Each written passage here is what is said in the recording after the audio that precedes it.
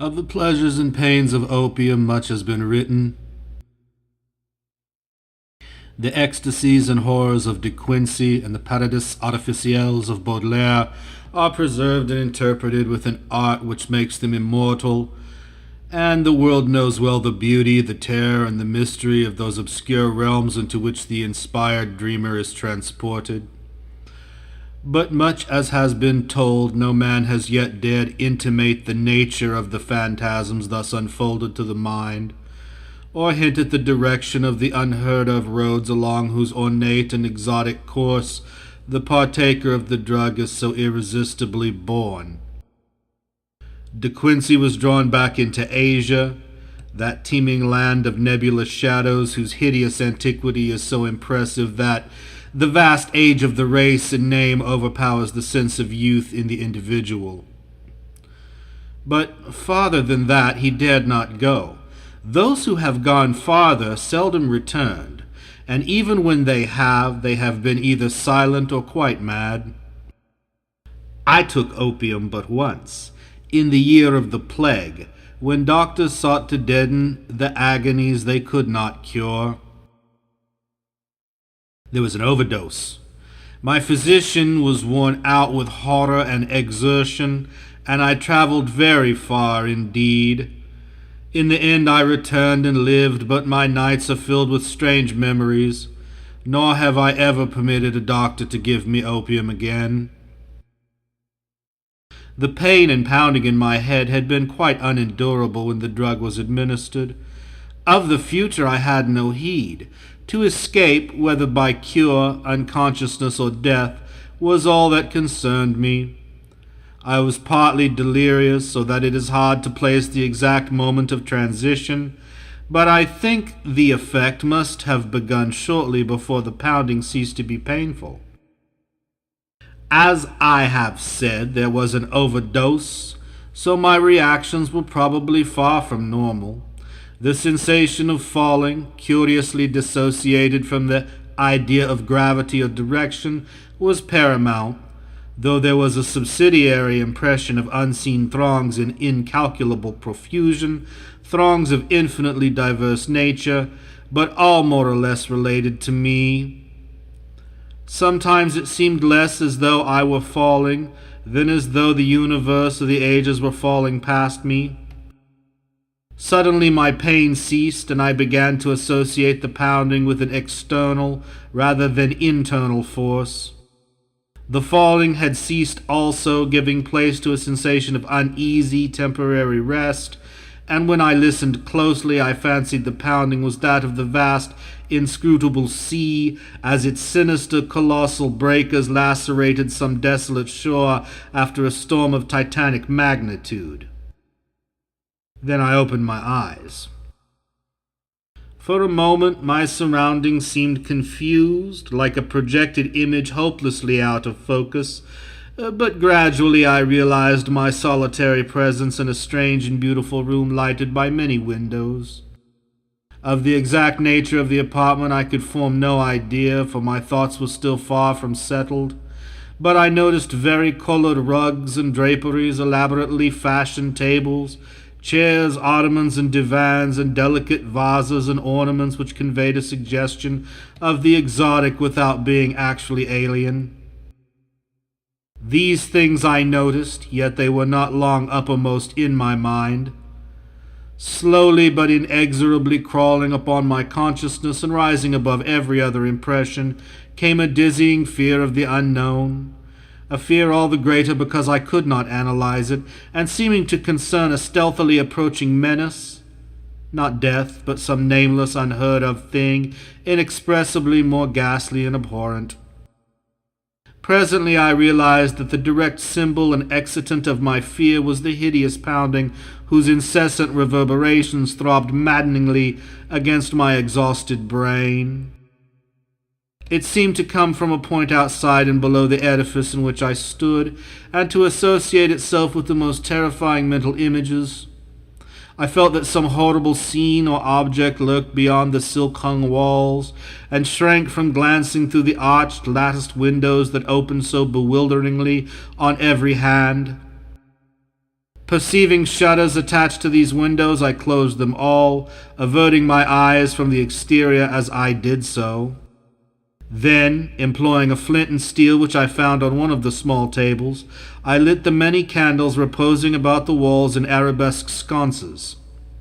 The added sense of security brought by closed shutters and artificial light calmed my nerves to some degree, but I could not shut out the monotonous pounding. Now that I was calmer, the sound became as fascinating as it was fearful, and I felt a contradictory desire to seek out its source, despite my still powerful shrinking. Opening a portiere at the side of the room nearest the pounding, I beheld a small and richly draped corridor, ending in a carven door and large oriel window. To this window I was irresistibly drawn, though my ill-defined apprehensions seemed almost equally bent on holding me back. As I approached it, I could see a chaotic whirl of waters in the distance. Then, as I attained it and glanced out on all sides, the stupendous picture of my surroundings burst upon me with full and devastating force. I beheld such a sight as I had never beheld before, and which no living person can have seen save in the delirium of fever or the inferno of opium. The building stood on a narrow point of land, or what was now a narrow point of land, fully 300 feet above what must lately have been a seething vortex of mad waters. On either side of the house there fell a newly washed out precipice of red earth, whilst ahead of me the hideous waves were still rolling and frightfully, eating away the land with ghastly monotony and deliberation. Out a mile or more there rose and fell menacing breakers at least 50 feet in height, and on the far horizon ghoulish black clouds of grotesque contour were resting and brooding like unwholesome vultures. The waves were dark and purplish, almost black, and clutched at the yielding red mud of the bank as if with uncouth, greedy hands. I could not but feel that some noxious marine mind had declared a war of extermination upon all the solid ground, perhaps abetted by the angry sky. Recovering at length from the stupor into which this unnatural spectacle had thrown me, I realized that my actual physical danger was acute. Even whilst I gazed, the bank had lost many feet, and it could not be long before the house would fall undermined into the awful pit of lashing waves. Accordingly, I hastened to the opposite side of the edifice, and finding a door, emerged at once, locking it after me with a curious key which had hung inside. I now beheld more of the strange region about me, and marked a singular division which seemed to exist in the hostile ocean and firmament. On each side of the jutting promontory, different conditions held sway. At my left, as I faced inland, was a gently heaving sea with great green waves rolling peacefully in under a brightly shining sun. Something about that sun's nature and position made me shudder, but I could not then tell, and cannot tell now, what it was. At my right also was the sea, but it was blue, calm, and only gently undulating, while the sky above it was darker and the washed-out bank more nearly white than reddish. I now turned my attention to the land and found occasion for fresh surprise, for the vegetation resembled nothing I had ever seen or read about. It was apparently tropical, or at least subtropical, a conclusion borne out by the intense heat of the air. Sometimes I thought I could trace strange analogies with the flora of my native land, fancying that the well-known plants and shrubs might assume such forms under a radical change of climate. But the gigantic and omnipresent palm trees were plainly foreign. The house I had just left was very small, hardly more than a cottage, but its material was evidently marble, and its architecture was weird and composite, involving a quaint fusion of western and eastern forms. At the corners were Corinthian columns, but the red tile roof was like that of a Chinese pagoda.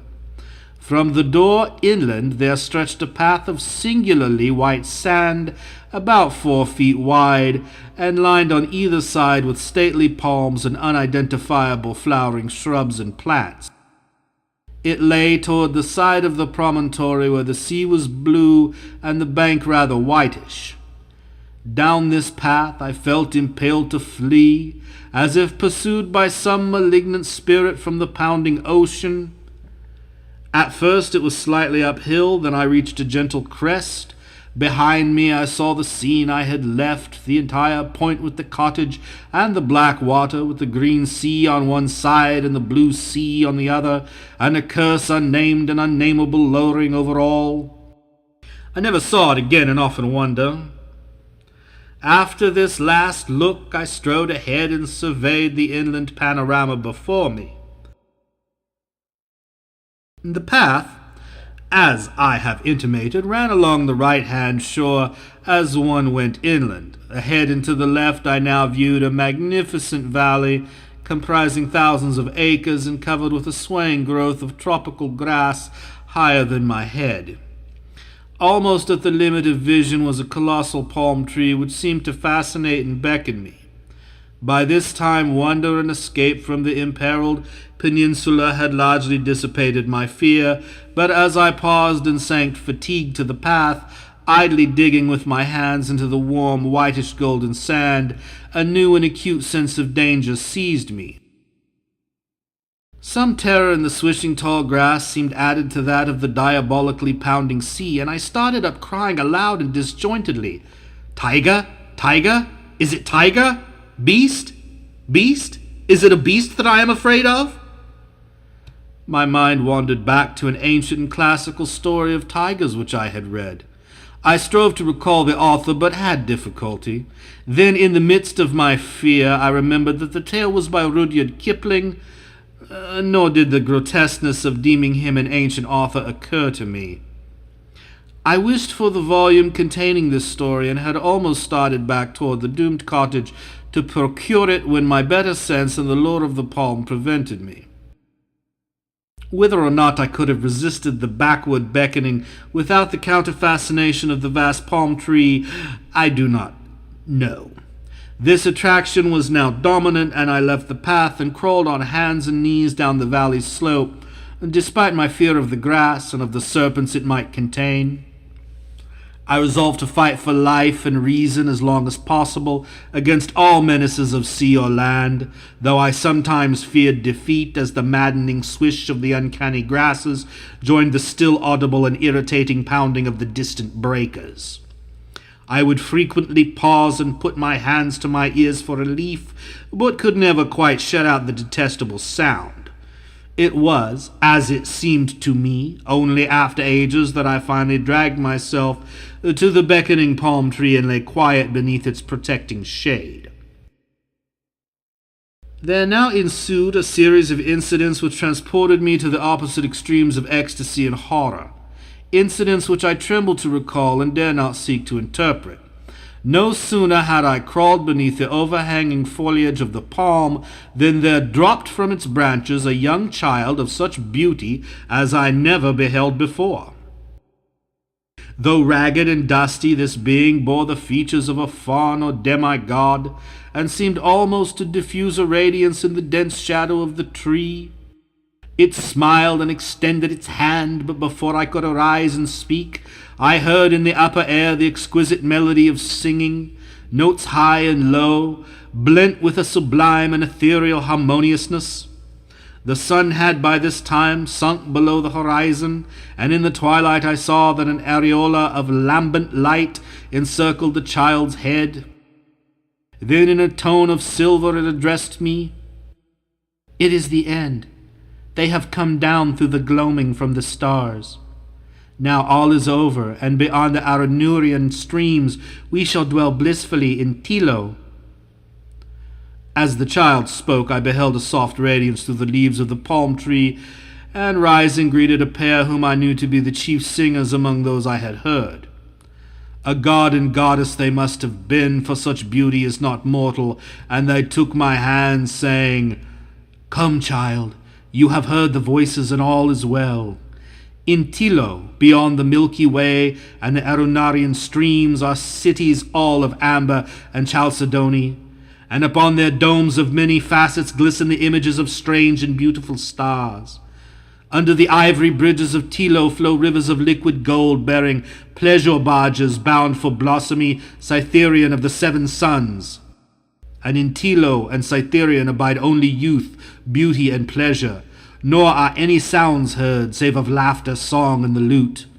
Only the gods dwell in Tilo of the golden rivers, but among them shalt thou dwell.